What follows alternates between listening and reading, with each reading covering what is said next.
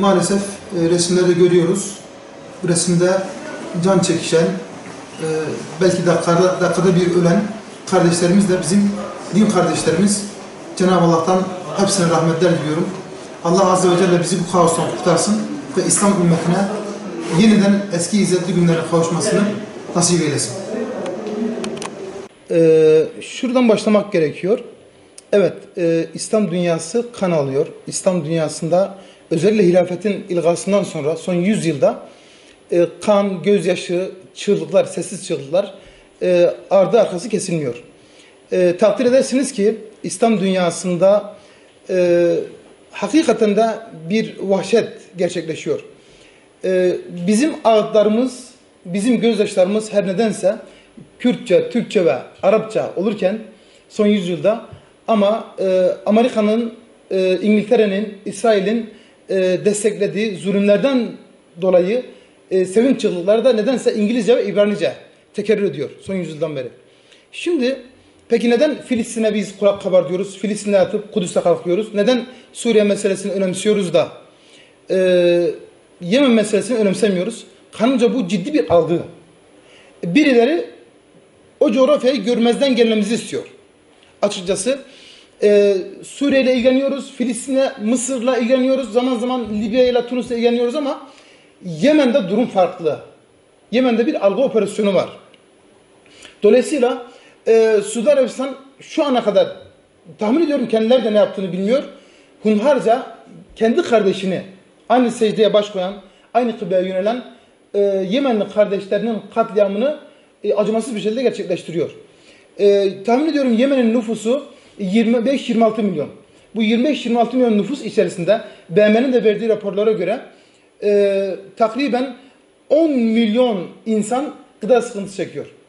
Geriye kalanlar da gıdasal noktada yeteri kadar beslenemiyor.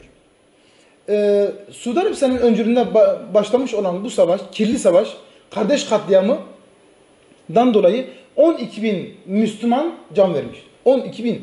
Nedir suçu? Suçu yok. Üzerlerine bomba yağmış. 38 bin Müslüman da hafif veya ağır şekilde yaralanmış. Şimdi neden peki Birleşmiş Milletler bu dramı pişirip Müslümanların önüne koyuyor? Doğrusu ben burada işkilleniyorum yani, şüpheleniyorum.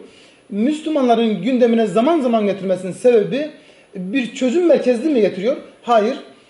Kanımca bir mezhep savaşını başlatmak istiyor Birleşmiş Milletler'in öncülüğündeki yapılanma.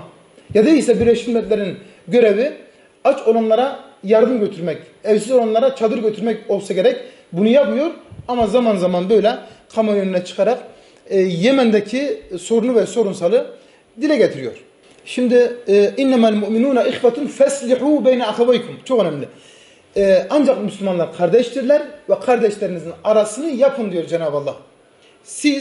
Sizin gibi düşünmeyen, sizin gibi bir ideolojiye, dünya görüşüne sahip olmayan, meşrebi, mezhebi farklı olan ama aynı zamanda Müslüman olan bir kardeşinize karşı katliam içinde olmayın, cinayet içinde olun demiyor Cenab-ı Allah.